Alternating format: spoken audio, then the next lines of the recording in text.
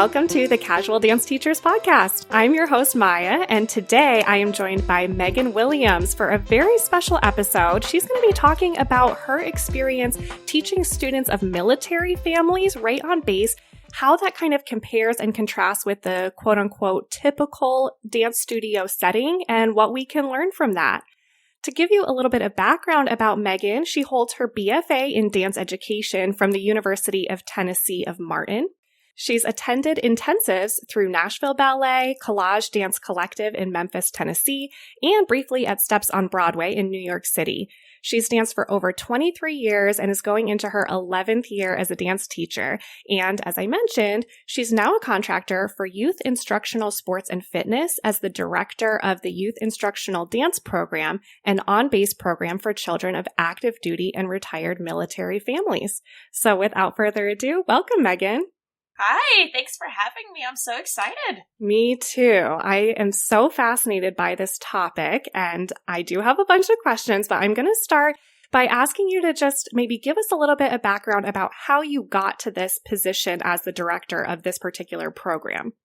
Sure thing. So I teach in particular on Fort Campbell, Kentucky, and my husband and I, we actually live right adjacent from it in a place called Clarksville, Tennessee. He is originally from here. I'm not, but when we got married, we moved here about 8 years ago because he got a job opportunity and his family lives here. But I got a job offer from a local dance studio who also just accepted the contract for Youth Instructional Sports and Fitness. So at the time, I worked for this studio for 3 years, and then COVID happened, and we all know how COVID shut down everything, and by that point, for different reasons, I decided it was time to move on. So I was calling up Youth Instructional Sports and Fitness because I had to go through the exiting interview process, and I needed to turn in my badge because you have to have clearance to go onto any military base.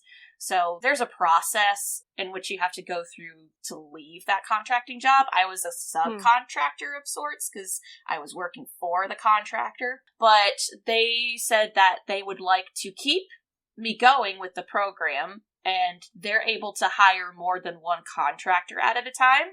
So they hired me as a new contractor, and naturally the other contract with the other studio expired. And it was very much a risk to take this contract during, it was June 2020 when I took over this contract, and it officially started, because I had to go through background checks and all of that rigmarole, fingerprinting. They do a lot. It's a very rigorous process. So I technically took the contract and signed on June 2020, but it did not become active until September 2020. But I'm so glad I took it at the time, because we have gone from a program that started out with just 12 kids. We couldn't even have a recital for the first year that I was there. And then just this past May, we have grown to 70 kids now participating in the recital. So in 3 years, It's been an amazing rate of growth. So it's a blessing to be able to have this job and this contract. Yeah. And is that just growing by word of mouth among the families, or are you doing other things to grow the program? It's a bit different advertising for our program because we're only able to advertise so much because we also have to go through the process of what is okay with the government. Wow. So majority of the students we have right now, from what I have been told, are very much word of mouth. It has grown in 3 years because people keep talking about it, and I'm very fortunate in that sense. And you're pretty much just a one-woman show at this point, right? I am. Wow. Starting in August, I am going to have an additional teacher that has helped with me before, but it's been just me for the past 3 going into 4 years now.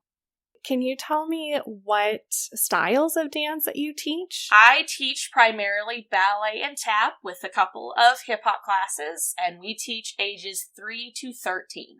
Okay. And how are your classes broken up? You have 70 students. Can you give me a little bit of a breakdown? Like, how many classes do you offer? How often do you see the students within a week? And are they taking ballet and tap, all of them, or can they choose between the two? What's the breakdown look like? Sure.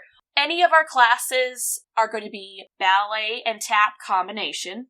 Mm-hmm. And then the hip hop classes are just hip hop. Okay. So all of the classes, apart from hip hop, have to participate in both ballet and tap because it's good to have that differentiation. But how we have that broken up is we have it ages 3 to 5 first. That's how most of them start out. Then we go up to ages 5 to 8. Mm-hmm. And that's with beginner level classes. Mm-hmm. The reason why 3 to 5 and 5 to 8 is because most of the time, and this comes up a lot, I have younger sibling and older sibling that want to take class together. And younger sibling is 3 and older sibling is 5. Mm-hmm. So for that first semester, they can take class together and make it a little bit easier on mom. Then next semester, the older siblings probably kind of a little tired of the preschool curriculum I have. And I'll tell mom, hey, I want to recommend she moves up. And then we move on to age 5 to 8. Then we also have, for the more advanced level, for ballet tap, we have ages 6 to 10, but that is for the students that have shown a level of commitment that they're going to be here for a little bit longer than a year, and they have a special interest in dance, and they're a little bit more disciplined than some of the other students. So at this moment in time, those students are invitation only. They are what we call coach request only. So only those students, they have to have personal permission from me to join that class. And then hip hop, what we're trying this year is a broader age range, ages 5 to 13. Because most of the time, when an older student wants to give dance a try, hip hop's the easier one to start with. Mm-hmm. Okay, so have you found a nice cohesion with that big of an age range in the hip hop class, or is that a huge challenge to get everyone kind of on board and focused among the different ages? Good question. So right now, what we've been doing, and this is going to change next semester because we're trying different levels. What we've been doing is everybody is in the class together, ages 5 to 13.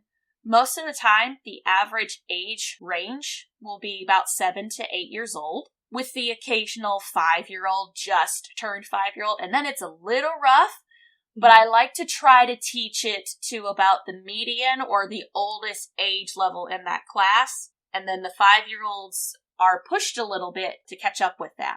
Yes. What we're trying next semester is, now that we're having the second teacher, we also have just gotten a second room. It's been one room this whole time. Oh, okay. One room, one teacher. So now that we are going to have a second teacher and a second room, we're able to add more to the schedule. So that is allowing us to have an advanced level hip hop class as well. Nice. Awesome. So have you had any students, they are 13, you don't offer classes after that want to continue with it? And is it like a strict, no, we're done? Or what happens at that point? So it hasn't come up yet. Okay. Because the program's been still kind of in its infancy. Like, we're just going into 4 years now. Mm-hmm. So now we're really starting to establish, how long students are going to be around for a while.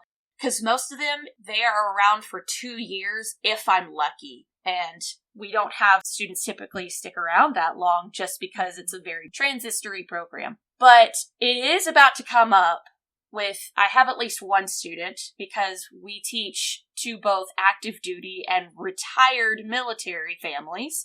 This one student in particular, just to use as an example, they live about 30 minutes outside of town.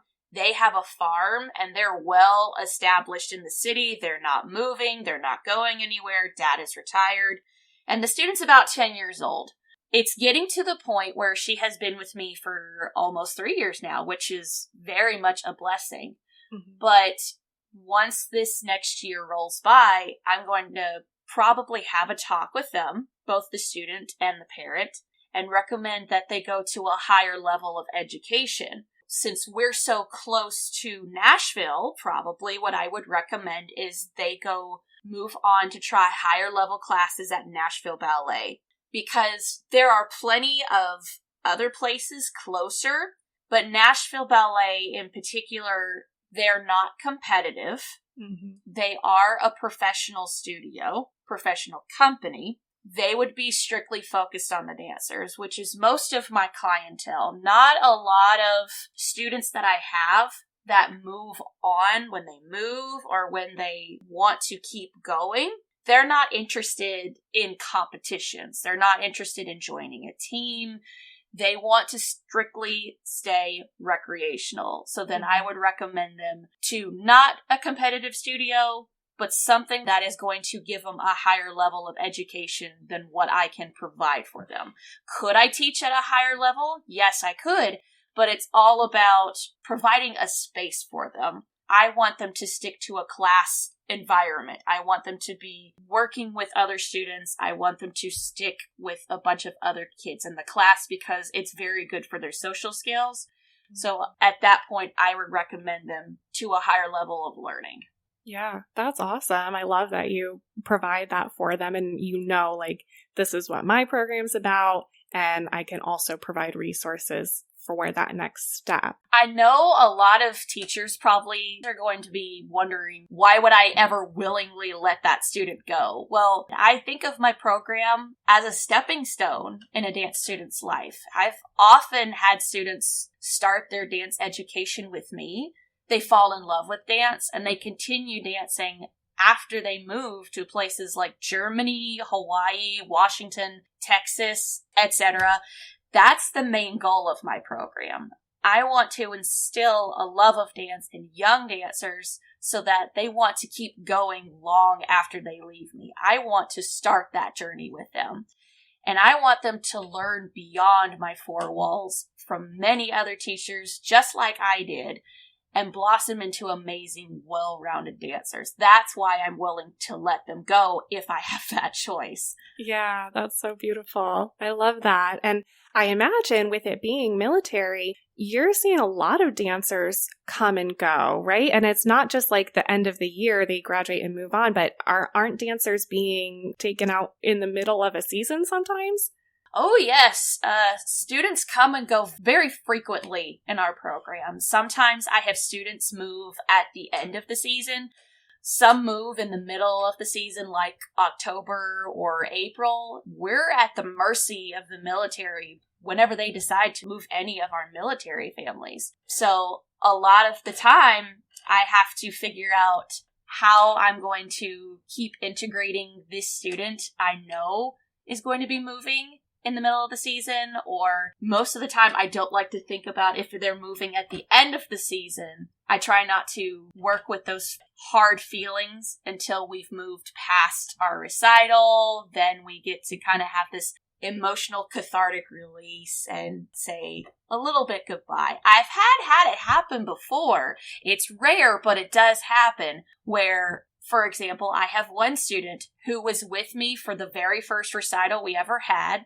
She moved to, I believe, Philadelphia, and then she came back last year after 2 years, and she's back in the dance program again. So it does happen. They do come back, but it is very rare. Yeah. So the fact that you even have a recital with all of those factors is like mind-blowing to me, because I'm just such a structured person. The idea of starting to plan and then having something be upended is very stressful to me. So how do you keep the students engaged? Like, are you constantly having to re-space choreography? That's the biggest question that comes to mind. And then if a student is leaving, but you're still trying to keep them engaged and you're learning recital material, how are you going about that? Hey guys, excuse me for one quick second while I interrupt myself to tell you about the Casual Dance Teachers Podcast first sponsor, the brand new Dance Teacher Directory.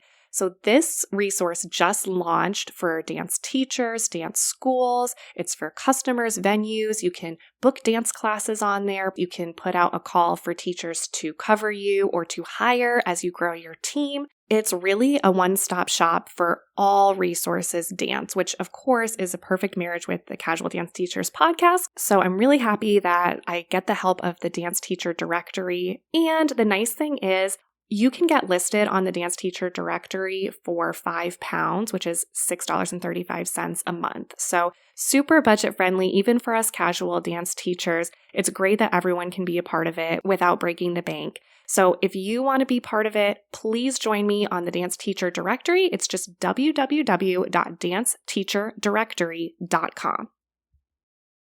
That's a very good question.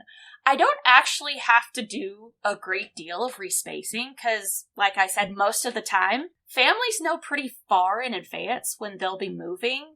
Okay. Like, I know some that already know that they're going to move at the start of August or October.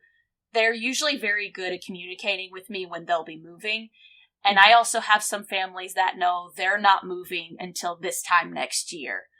Okay. So that's the best part about military is they usually will tell you far in advance when it comes to families. If they're single soldiers, they'll probably tell you in 2 weeks, oh, hey, by the way, you're moving to another state. You're getting reassigned.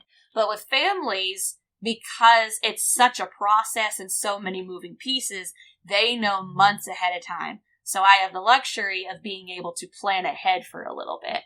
Mm-hmm. So I'm already able to figure out where I'm going to place them, that's not going to disrupt anything once they do move. So most of the time, I have a system, at least with the youngest of them, like the 3 and 4-year-olds, I have a system where students have an assigned piece of tape on stage, and we do the dance on their assigned piece of tape. Mm-hmm. It's about the ages 6 and up. Those kids, I start challenging to move them off their spot for a few 8 counts. Like, they'll come together and hold hands in a circle, and they'll do the movement in the circle together, and then they would go back to their assigned spots. Mm-hmm. So the youngest of them, they stay on their spot. The oldest, I move them around, like moving chess pieces a little bit more, just to create a little bit more of a challenge for them. Yeah. But when it comes to kids I know are going to be moving before recital, in this case, the challenge is finding a balance where I can place the dancer that won't hurt spacing once they do move away, mm-hmm. but still make them feel included so that I'm not sticking them in the corner and writing them off just because they're moving. So I do my best to keep the student included in the recital process, but I know I'm going to have them in a spot that is not going to disrupt anything and I have to respace once they do move. The hardest part actually about when a student is moving in the middle of the season is when I have to be very careful about how much I talk about recital. I can still teach them the choreography, but I can't dangle it too much in front of their face. Mm-hmm. As in talking about the costumes, we're measuring for costumes. I'll still measure them so that they're not left out. I know in my mind, I'm not ordering them a costume. The parents know that. But I still keep them a part of the process as much as possible. Nice. Yeah, I love that you clearly are so thoughtful about not just the dance technique and learning these steps, but it's about the student as a whole, like the social skills that they're learning and how they're feeling and how dance is helping them just with their lives in general. And that's really awesome. And I also have another question related to that, especially when you mentioned that a lot of your students will move all over the world. So I imagine that you have students coming to you from different cultures, sometimes different countries as well. And I'm curious how you deal with any cultural differences. Is there ever a language barrier or anything else that you have to deal with that maybe makes your program unique? We do have a lot of students come from all over the world. I've had many students come from all over the U.S. I've had Native Hawaiian, I've had Latin American, I've had German. That was very interesting when I had some German students. Mm-hmm. I've only had it happen a couple times before where there was sort of a language barrier. But what I found that really works is I focus on a few key words, especially with the youngest ones that haven't quite gotten a grasp on the English language yet. Mm-hmm. So, for example, in Spanish, the term for listening ears, because that's what I use as a attention getter, listening ears, the Spanish phrase for that is oídos atentos, or open ears. That seems to really get their attention a lot. So the key words, oídos atentos, or eyes on teacher, maestro. I also try shifting the student towards being a visual learner, and it keeps the student from falling behind in class. I will place myself or them wherever they can see me best and fully so that they can really grasp the visual. And sometimes I do, obviously I ask for permission, but sometimes I do actually have to physically move their feet or show them where to hold their arms, like up arms in fifth, or I have to show them how to do a heel in their tap step. So having them transition into being visual learners and also key phrases works out very well. At least it has so far. Wow. So is there anything else? I think those were kind of the main questions as far as the differences, how you're managing working with these students who are kind of in sometimes different circumstances than your average student at a dance studio. Is there anything else that you want to share about your experience with this program that might be helpful to us? So a lot of the time when I do have a student move away, I have to find a new dance home for them. And that's also part of this director position as well. I have to do some research into other dance studios across the country. I have one that is moving to Fort Worth very soon, and they want to find a good program that is no less than 30 minutes away. They don't want to do any competitions. They want to stick to recreational. And I have to find somewhere that's going to kind of have a military community as well, because it makes the transition that much easier. Mm-hmm. So my point in saying all this is any dance teachers out there that have military kids transitioning into their studio or they're very close by to a studio, just love on them, because you're getting a piece of my heart sometimes. Mm-hmm. And they are sometimes having the hardest time at the beginning of a new dance season, or they're coming in January. And a lot of times they're very scared coming in. So just love on those kids. Mm-hmm. Just love on them and be patient with them, because they're going through a lot already with their parents being military. They're coming into a brand new environment. And sometimes you'll be surprised the military kids are the best of them. Oh, that's so sweet. I love it. So my very, very last question, so we can close with a quote. Do you have a favorite dance quote that you would mind sharing with us? I absolutely do. This one would be by Wayne Dyer. When you dance, your purpose is not to get to a certain place on the floor. It's to enjoy each step along the way. Beautiful. Thank you so much, Megan. Oh, yes, thank you. It was awesome being here today. And this is Maya, just coming back one more time to say thank you so much to Megan for sharing all of her beautiful insights about her experience with her particular program. Thank you to GB Mystical for the theme music at the beginning of the episode. And if you'd like to weigh in, share anything that really inspired you, that you learned from Megan, or that you might try implementing into your own program, whether you teach for military families or not, I think there's a lot of great insight here for all of us. Please join us in the Casual Dance Teachers Network on Facebook and share it in the comments, start a post. Let me and Megan know your thoughts on today's episode. Thank you so much.